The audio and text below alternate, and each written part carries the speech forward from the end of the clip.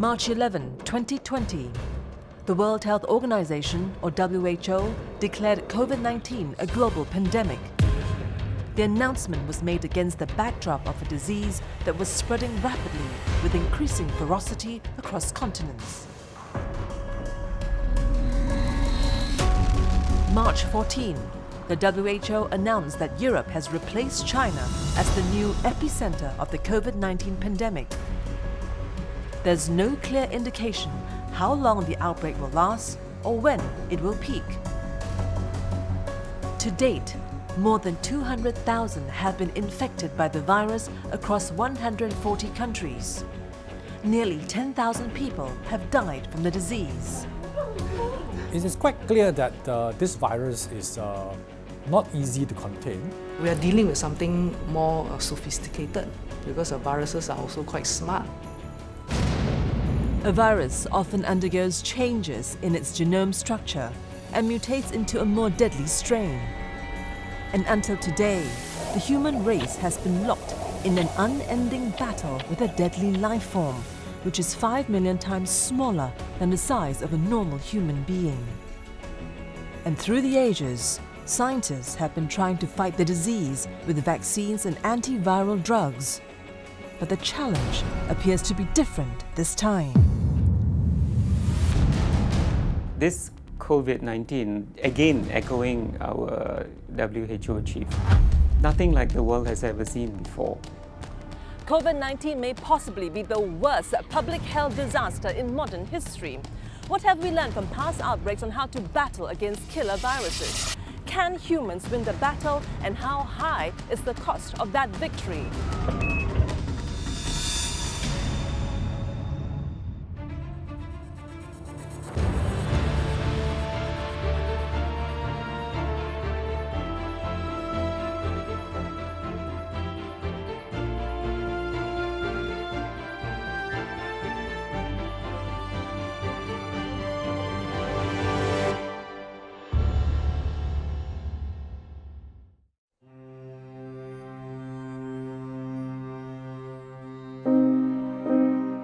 This is the city of Wuhan in Hubei province, once the epicenter of China's coronavirus outbreak.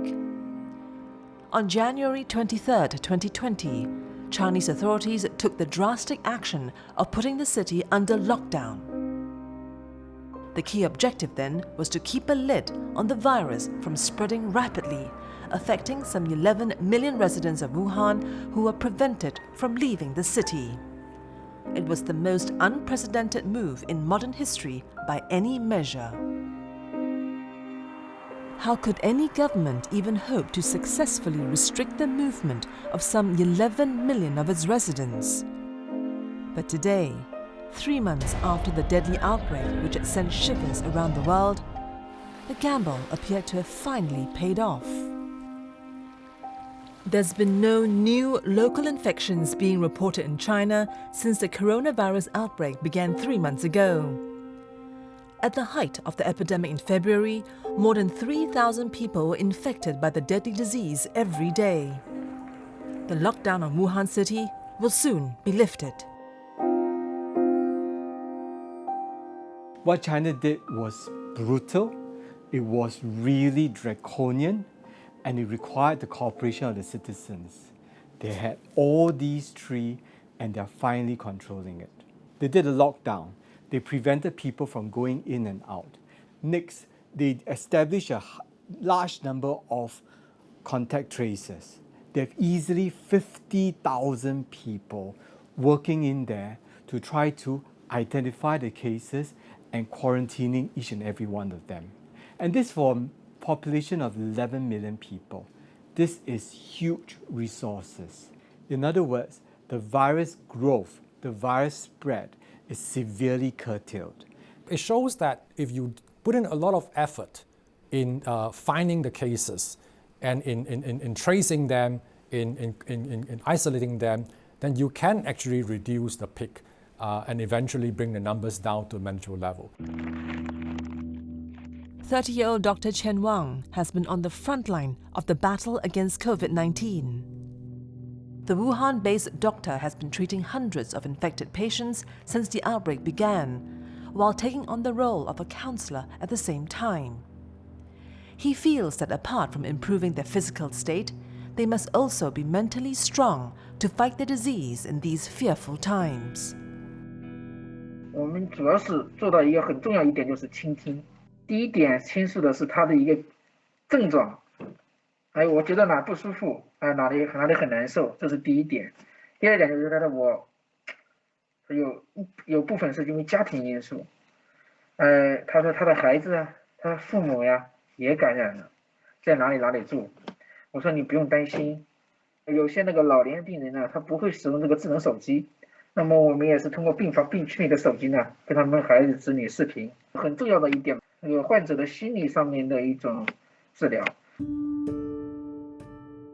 Dr. Chen goes about his daily work as best as he can, even though Wuhan has remained under lockdown since January 23rd. As a frontline doctor, he has faced many heartbreaking moments, especially in dealing with those who lost their loved ones to the dreadful disease. 有一个我管的病人，他的女儿打电话过来，他说我的父亲昨天就因为感染这个病去世了，那么我已经没有办法了，我希望你一定好好救治我的妈妈，不能让我没有妈妈。另外一个病区呢，一个患者知道自己的老伴去世了，开始割腕自杀了，还好我们发现的比较及时，我们及时的把他缝合起来，通过对他进行安抚。那么目前也慢慢的在康复了，已经快出院了。Dr. Chen has put in long hours at the hospital, more than he should have. But he has no complaints. Uppermost in his mind is to help as many patients as possible to recover from the disease. But he's human too. And combined with the uncertainties surrounding the nature of the epidemic, he's equally fearful should the outbreak take a turn for the worse. 这个也是你在你职业生涯中呢，也是不可避免的一个环节。那么我们只能说是尽我们最大的努力，去帮助这个治疗疾病。但是有时候疾病的发展和控制呢，不是我们能控制住的。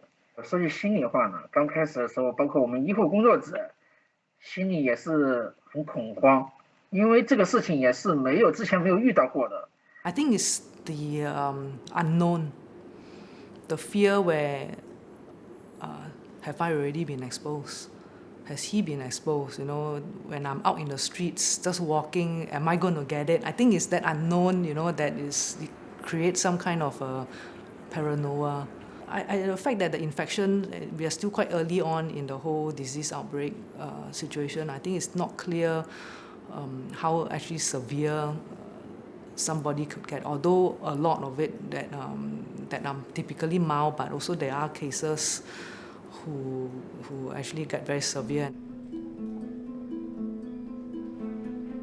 Until today, many COVID-19 patients can't figure out exactly how or when they caught the disease.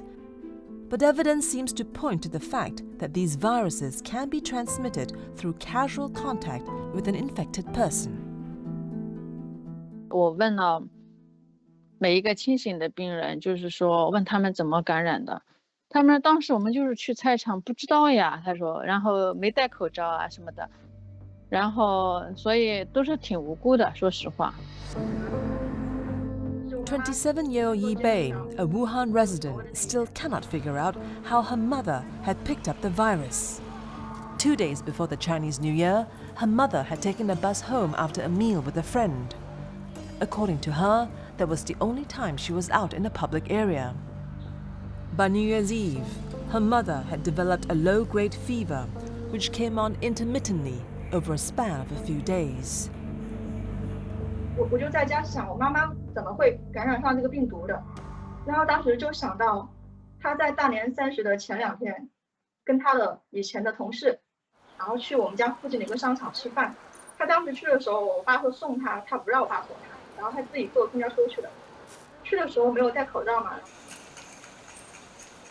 We don't know what we are dealing with, and that's fundamental. We have a lot of unanswered questions. People who do have atypical symptoms, some just fevers alone, some abdominal pain and transient fevers, some with maybe potentially even asymptomatic, and that has been discussed and even published, but perhaps not in a big way by way of transmitting, but they could still be infected. The good news is, Chinese health officials have recently announced that the country has passed the peak of the coronavirus epidemic. It's a strong indication that China's policy of putting its cities under lockdown has paid dividends, and that the coronavirus outbreak has now turned a corner. The bad news is, as the number of infected cases continue to decline significantly in China, the numbers are rising rapidly in other parts of the world. March 11, 2020, the World Health Organization upgraded the status of COVID-19 from epidemic to a global pandemic. An epidemic is when the illness spreads rapidly to many people or communities at the same time within a geographical area. An epidemic will become a pandemic when the virus has spread beyond significant geographical areas or has gone global. So that is a problem when it goes to places where healthcare infrastructure is weak. So if in domains where they have not gotten the kind of diagnostics, surveillance, processes and programs that talk to each other, then they're going to run into problems trying to contain this problem. And the weaker the health infrastructure is in that country, then the more then this condition is going to cross border and travel and become global, and it is already global. In terms of actions, it doesn't matter. Whether is it a pandemic now, or is it an epidemic, or is it just a regional clusters, the actions and activities remain exactly the same. Each country has to play its role in controlling the virus, in containment, in quarantining, searching them. We must have no let off for the virus. If we let loose, the virus is going to spread further, it's going to cause more attacks, more cases, and unfortunately, more fatalities.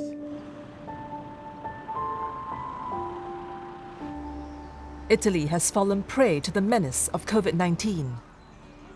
It has overtaken China in terms of the highest number of deaths and infections. More than 70,000 people have now been infected and over 7,000 people dead. Italy was the first European nation to be under quarantine, with some 60 million people under lockdown. It is quite clear that this virus is not easy to contain. You can see that in South Korea they were doing quite well, and suddenly it went up. It is spreading across different countries, and at some point there will be new countries at risk. This is where a lot of countries are not prepared. So when you start to get, major morbidities and fatalities, then you're probably already engaging a large number of community transmission cases out there. So I do believe that, unfortunately, a lot of countries in the world are thinking that it's maybe not ever going to happen to them, and they are just not prepared. Earlier hopes that the novel coronavirus outbreak will be over by April or May have been dashed by the accelerating numbers of infections globally. Experts are now warning that COVID-19 is likely to last until the end of 2020 at least. It looks increasingly unlikely that COVID-19 will taper off, the way that its close cousin SARS did. COVID-19 brings back painful memories of past outbreaks that brought death and destruction, such as the Spanish flu, the Asiatic flu, H1N1 swine flu, SARS, MERS, Ebola. Have we learned anything from history, or are we doomed to repeat the past?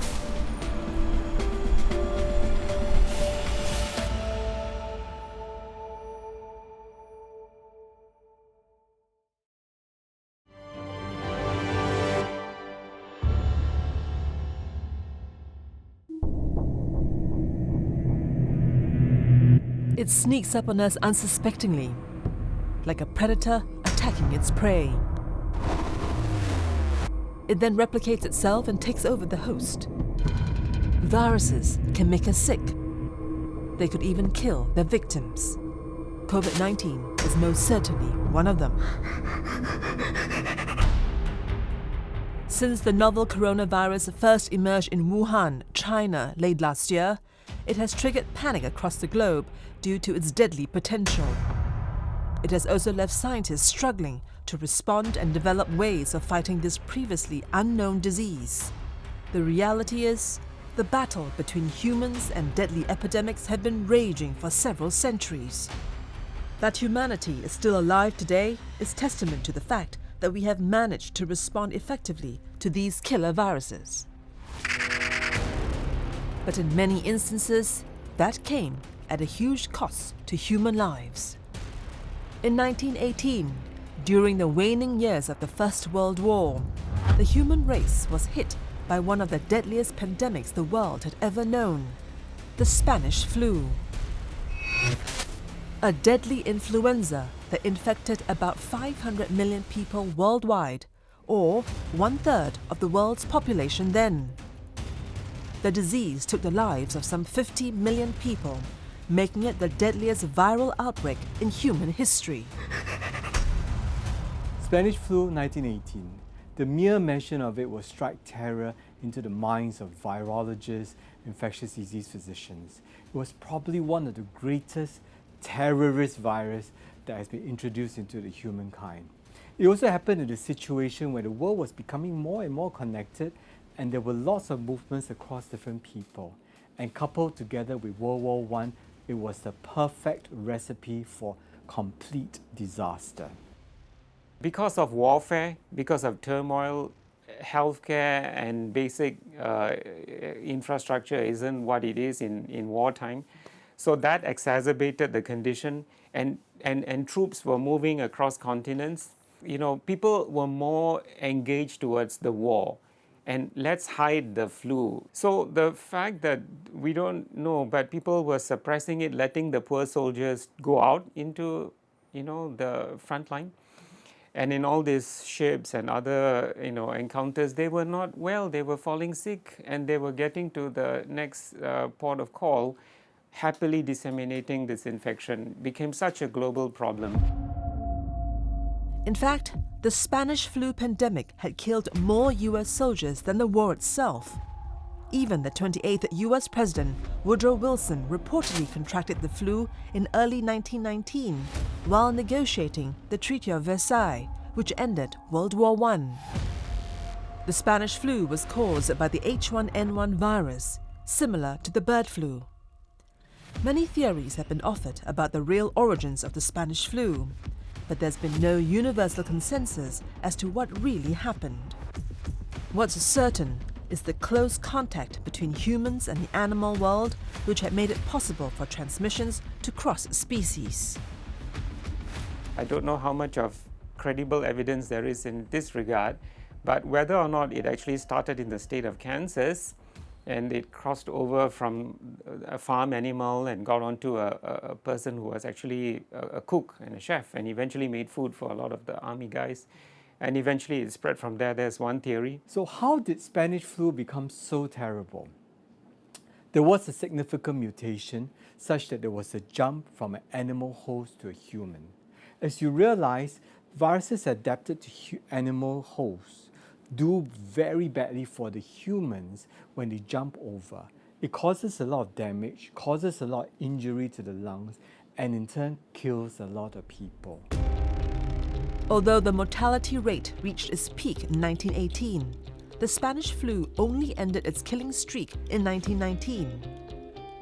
For several decades after, these killer viruses remained dormant, but only to re-emerge decades later in the 1950s in the form of another lethal viral outbreak, the Asiatic flu. It started in Guizhou, China. By 1957, the Asiatic flu had hit Singapore, which had a large migrant Chinese population. Its deadly reach extended to the US too, and by the time it was over, some 4 million people had perished. Until the 1950s, when we had another flu the Asiatic flu that came from China. And then there was a reassortment of that particular flu strain to create a novel one, which was in the 1960s, which was yet again another, this time a Hong Kong flu. Fast forward to 2009, the deadly H1N1 virus reared its ugly head again. The swine flu, which originated in Mexico, spread rapidly around the world, which led the World Health Organization to declare it the first influenza pandemic of the 21st century. Final death toll, 290,000 people. We obviously had a disaster with the H1N1 epidemic, which was in the 2000 era, 2009. And at that time, it was thought that this was going to be the new Spanish flu, because a lot of us were very worried at that point, you know. I think you may remember that, because it's exactly how things were evolving. Look, the H1N1, which was the so-called the swine flu, and now it has become part of the regular seasonal human influenza. Be it an influenza virus, like bird flu or swine flu, or a coronavirus, like SARS, Middle East Respiratory Syndrome or MERS, and now COVID-19. The fact is that these viruses can be deadly. A virus is an almost perfect enemy simply because it is invisible to the naked eye. How do viruses kill their prey? Because the virus is so smart, it's many steps ahead of the game, because what it does is that it changes its genetic form. You know, viruses are such a tiny little organism, so much smaller than bacteria, many-fold. But they just have a little protein coat. All they need to do is to just attach to the host cell, because they're like a parasite. They need the host cell, some other domain to survive. They inject that material into the host cell, which is their own genetic expression, and that one terrorizes the cell. It essentially takes over the body's machinery, and then it directs its own show. It creates copies of itself, which then goes on to replicate further, destroying the cell that produces it. So in this way, it exacts a catastrophe, and it continues to perpetuate. If this particular pathogen, either is it a virus or bacteria, when it infects a certain population, it gets very comfortable. They know that the human body will probably get immunity, will get protection against it. You either clear it, or the humans will be smart enough to design drugs to tackle them. So in order to escape this, they tend to mutate.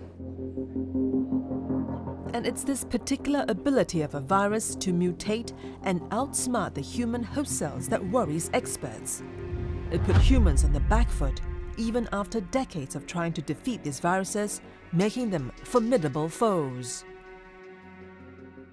In a recent paper, the Chinese have demonstrated that since the introduction of the virus to now, significant mutations have occurred in the COVID-19 virus. This tells you in the span of 1 to 2 months, mutations are ongoing. While we are trying to adapt in the fight of the virus is trying to adapt to us human beings. We have to race faster to contain the virus. Personal stories from frontline healthcare workers in China reflect their strength and determination to defeat this new enemy. 40-year-old Yang Qingxiang is an emergency room nurse from Shanghai. When the epidemic broke out in Wuhan, she volunteered to go to the epicenter, leaving behind her husband and her 8-year-old son. 我跟我们自己科室主任说，我可能要去武汉了，因为平时也在管理一些工作嘛，那可能要交给别人做什么的。然后他说你可不能去，你那个小身板，说什么你那个身体肯定不行的，你让他们年轻人去好了。然后我说我应该可以的，因为我经常锻炼嘛。后来到凌晨2点半接到电话通知，说赶快起来准备一下行李，早上就要出发。那么就爬起来准备行李，一夜没睡。然后家里人也是挺担心的，但是他知道要走了也是拦不住的。然后就是早上出发的时候，我老公开车把我送到医院，儿子还没醒，所以也没有跟儿子道别。Doctors and nurses often pay a high personal price for their sacrifice.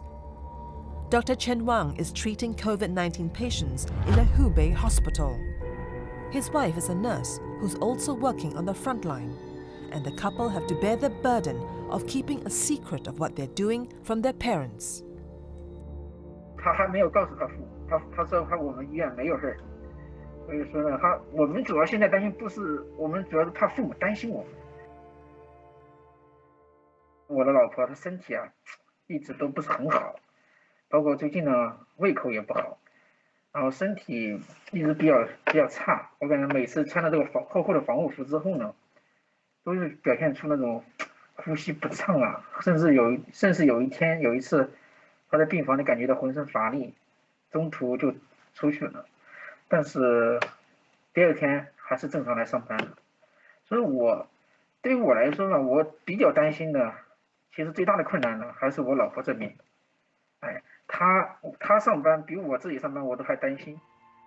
她上班的时候，我在外面心都是悬着的，我总怕有在病房里出什么事情。我看了确实流眼泪了，因为走得太突然，也没跟他说什么时候回来，因为可能是他出生到现在第一次离开这么久吧。Epidemics come and go, but the question is, will it ever stop invading the human hosts? As the novel coronavirus returns across the world today with a vengeance, and as the number of infections grows, it remains uncertain if the worst is over. What are the conditions that enable these killer viruses to emerge again and again? More importantly, now that we have lessons of the past and some knowledge of the 2019 novel coronavirus, will an effective treatment or cure be available anytime soon?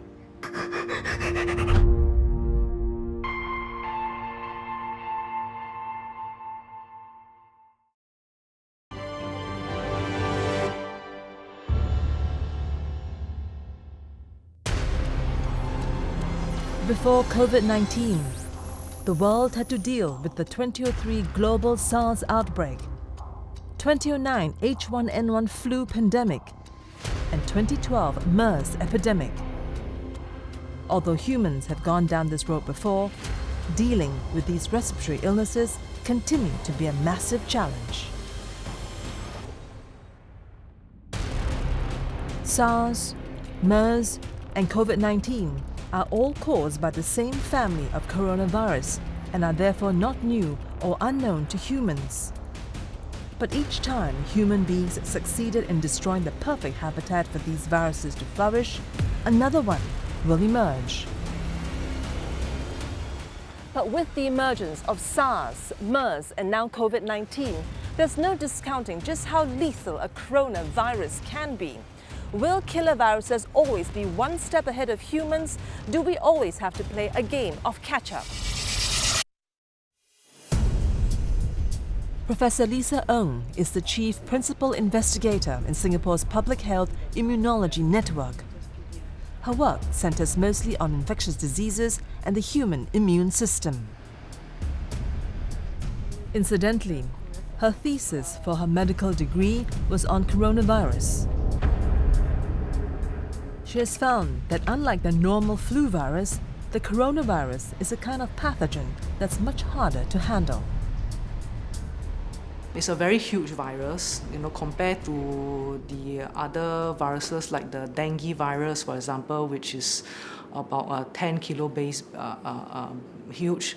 Coronavirus is 30 over, so it's 3 times the size at the molecular level.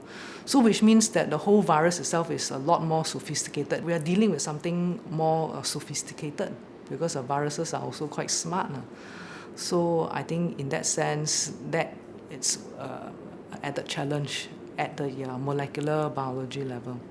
Until SARS, no one really know too much about coronavirus. We learn in medical school, we know it causes the common cold, and it can occasionally cause diarrhea.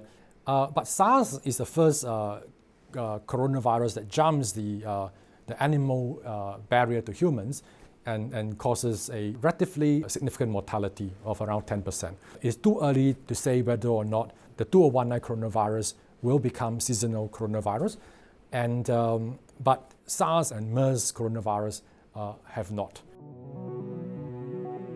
Without immunity to this new and deadly COVID-19 virus, treating people who have been infected proves to be a big challenge, especially for those with prevailing health conditions. Will the scientific community be able to come up with an effective treatment that can help keep the disease at bay once and for all? The short answer is that there is actually no proven effective treatment. The consensus around the world among experts is that the former Ebola drug called remdesivir is most likely the one that will be effective. And this information is based on its activity against the virus in the laboratory as well as an animal experiment. The total number of infected cases in China today stands at 81,000. 9,000 of them have been cured.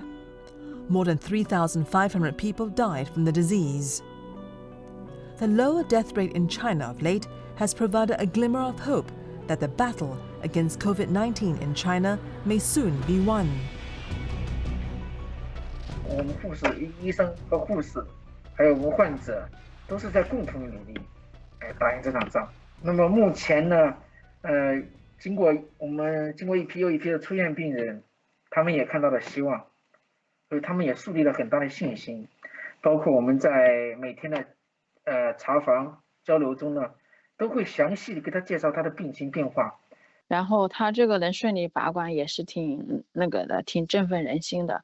因为当时看他医生的机器接着又是呼吸机，又是气管插管，又是 ECMO， 都是全身，这不管是呼吸啊、心肺功能，全是靠外界的机器来支持的，还在做血透，然后都觉得这种还能活下来吗？对吧？都没想到，而且就10几天以后就能说话，能吃饭，而且每天他还喊着饿，因为刚开始因为他那么重缓不过来，不能一下吃太多。每天给他吃1碗粥加馒头，他还觉得不够，他要多吃。27-year-old Yi Bei lives with her parents in Wuhan. As fate would have it, both her parents were infected with COVID-19 around the Chinese New Year in January. It then spread to her as well. All of them were in a state of denial the moment they started to develop symptoms of the disease. 当时是1月27号晚上，他出现了发烧的症状，然后当时没有其他任何症状，只有发烧，而且烧的也不高，37.5、37.6这样子。然后当时我们就一直以为只是普通的感冒，然后也没有往新冠肺炎上面去想。那个时候我的朋友其实已经给我备了一些新冠肺炎的药，因为那个时候我的朋友他觉得我妈妈是新冠肺炎。他让我妈妈去医院检查，但是我当时不太愿意相信。但是我妈妈她就是很奇怪，就是白天不烧就晚上烧，然后我就觉得不太像，但是也不敢100%，就是觉得她肯定不是。其实也会有担心，但是不太愿意去医院，因为觉得医院很危险。那个时候我们也很多天没有出门了。But when her mother's condition worsened, Yi Bei decided to bring her to the hospital. Upon examination, her mom was tested positive for COVID-19. Yi Bei was devastated and struggled to keep up a brave front. 我说即使是我们也就肯定可以好了，就这样去跟他说。然后我妈就没说话，然后反正当时大家都很平静，其实内心是很崩溃的。2 weeks after her mother got infected, Yi Bei and her father also fell victim to the virus. 我虽然没有发烧，但是我出现了咳嗽，然后腹泻，还有没有食欲的症状。然后在3号晚上，我出现了短暂的呼吸困难。然后后来4号早上我就去医院做了一个 CT 检查，然后医生说我双肺有感染。然后到了8号，我爸爸也去医院做了检查，因为他后来也出现了咳嗽、发烧症状了，然后也去医院做了检查，然后医生也是说双肺感染。所以这种情况特别多。那么这个疾病的传染性呢，大导致呢一种现象，就是一家一家的，成员都是扎堆的。他一般的情况下都是会他的父母、他的子女都会感染，所以说这种情况呢，确实令人很心痛、很心酸。这个情况，这是我的目前就是在这段时间遇到最心酸的事情，就是经常有患者知晓自己的亲人不幸的去世，或者是也被感染了。According to Yibei, the hospital situation was chaotic due to the sheer numbers of patients being admitted to the hospital. 因为有可能有些医生他做的不是很专业或者不是很仔细，你就测不出来嘛，就不能确诊，因为他这个准确率其实不是很高。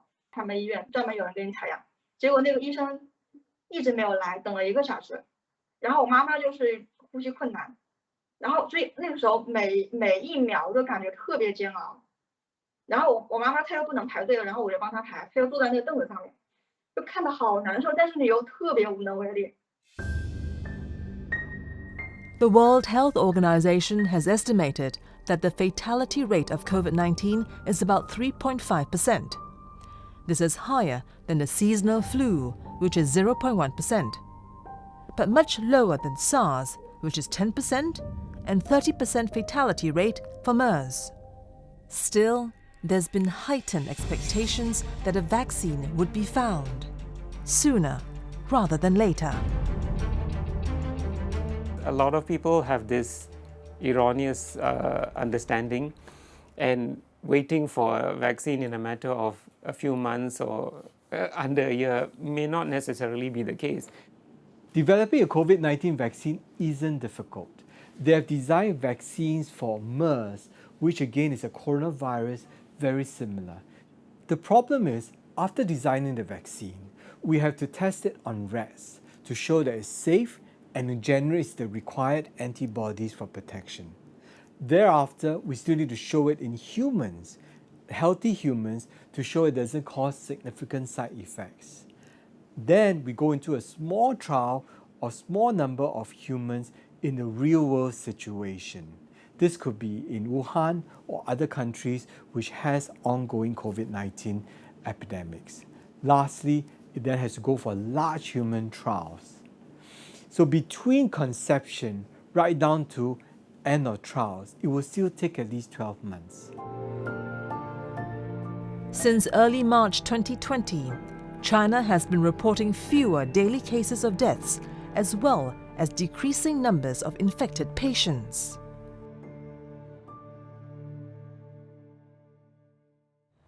But what about the outbreak in the rest of the world? The spike in deaths and infections in the US, Europe and the Middle East is troubling. Are we entering a new battle phase? And what will that look like?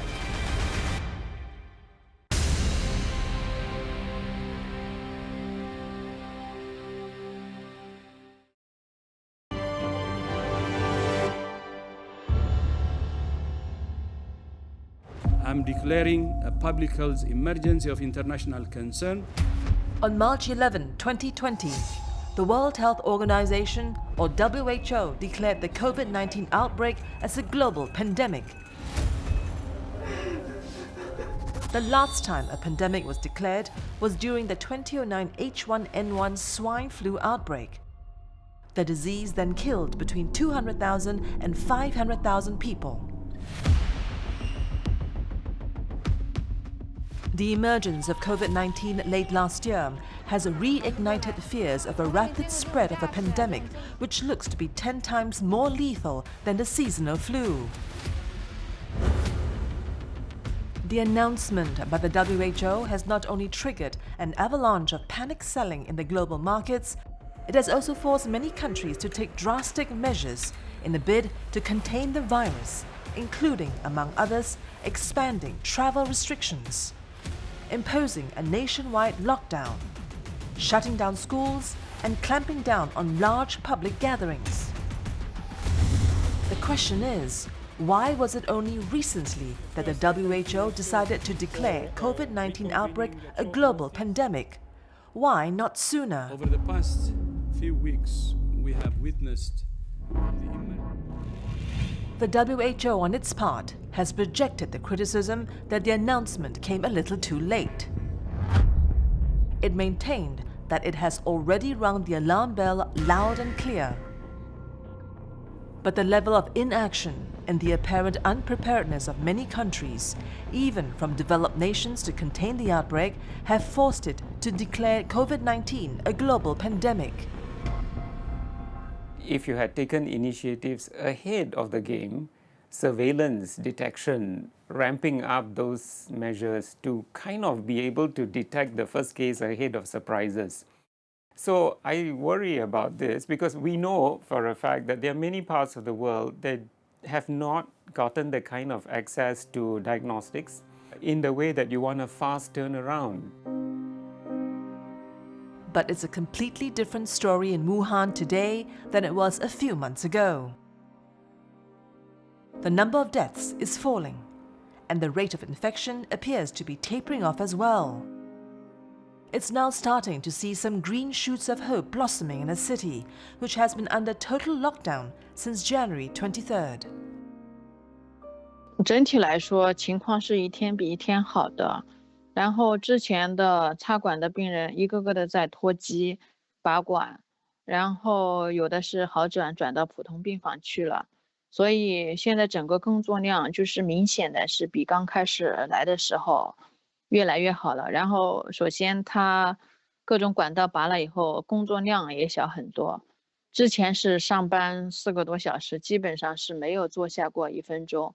现在你就是觉得眼罩不舒服了，有时空一点还能坐一会儿，就是说这明显的反正感觉上班的去的心情也轻松多了。 In a symbolic gesture of faith in China's success in containing the outbreak, President Xi Jinping made his first inspection tour to Wuhan on March 10th. This came as Hubei province closed down 16 makeshift quarantine hospitals and began easing some travel restrictions. But the bitter memories of the outbreak will not be easy to erase. So many lives have been lost as a result of dubious human habits and lapses in judgment. And the human race is now paying the price for its own folly. Rules exist for a reason, for our own protection, and yet we bend the rules and break them out of convenience. When we break these rules, infections come into play. Unfortunately, familiarity breeds complacency. Human beings have a habit of forgetting our past. We still think that it came from some crossover species in the wildlife setting and that it came onto the market, and that is the current thinking. So we need to understand where it came from so that we can break the cycle forever and ever and ever, and understand so that we don't repeat the same mistakes. The viruses are designed such that they will keep mutating and they'll keep trying to cross species. So it is in the nature's selection that viruses want to spread more. However, it is our interactions with viruses that exposes us to this virus.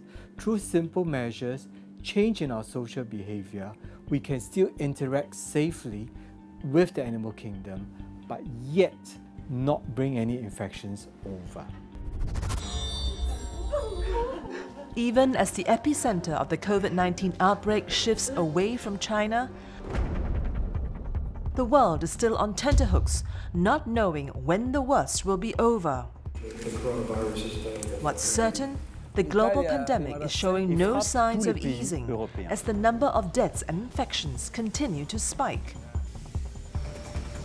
In the worst case scenario, even the first world countries, be it North America, Europe, or even countries in Asia Pacific, not able to contain COVID-19, has gone out too far to the community, and everyone goes into mitigation.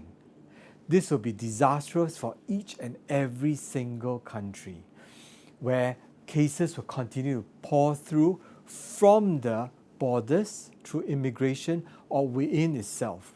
Very soon, healthcare systems will be overwhelmed. What worries me is that unlike the pandemic influenza in 2009, where the older generation had protective immunity, no one has protective immunity towards this new virus, and therefore we're all at risk. Still, epidemic after epidemic, pandemic upon pandemic continue to plague the world. Will it always be a game of catch-up for humans versus viruses? The short answer is probably yes. And it has probably always happened, except that there was no virology in the past. It shows how vulnerable we are. We get burnt, we are very vulnerable, we tend to forget, it's like this is human nature. So I don't think we are many steps ahead of the game because we kind of haven't learned the rules of the game. The virus is still playing the upper hand because have we gone back to the basics and have we understood the dynamics between the virus and mankind? Because all viruses are generally evil. But in Wuhan, life is slowly getting back to normal. While other countries are still battling to contain the outbreak, there are ample signs to suggest that the worst may be over for China. And for Yi Bei, her recovery from the disease has taken a huge burden off her shoulders. Both her parents, however, are still hospitalized. While she's grateful to the medical personnel who treated her, she has learned not to take anything for granted, including the air that she breathes. 结果我发觉我出院的时候还好，但是我觉得唯一有感慨的就是那天接我的是一辆出租车，因为当时我在汉阳嘛，我汉阳区当时出院只有我一个人，然后他是用出租车来接的我。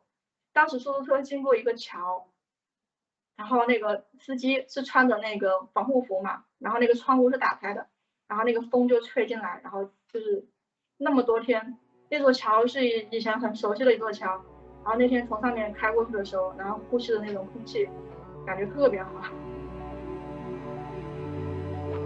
A century has passed since the 1918 Spanish flu, which killed over 50 million people. Still, humankind remains ever more vulnerable to epidemics. Social habits, growing populations, and better global connectivity have now made it possible for viruses to be transported to all major capitals of the world within a span of just a day, making them much harder to contain. But throughout history, humanity has been winning the war against epidemics. And even today, it still has what it takes to fight the disease and combat the outbreak in light of the advancements in science and technology. The challenge for the human race is to stay ahead of the game all the time in what's seen as a long and continuous battle against the invisible enemy. We shouldn't be playing second fiddle to this virus. We have got what it is in us. We don't have to panic. We are rational people.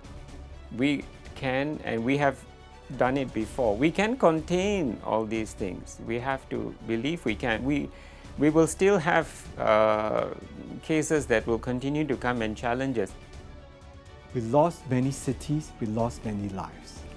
But we are now gaining our resources together with sheer political will, with good healthcare institutions, with the cooperation of the citizens of each and every country, and every person on earth uniting together. This will be our final battle against COVID-19, and I would declare that we will win that eventually. This is not the first battle that humans have waged against killer viruses, and scientists say this will not be the last. But if the shock of the COVID-19 disruption, loss and tragedies is not enough for us to rethink and recalibrate our habits, what more will it take?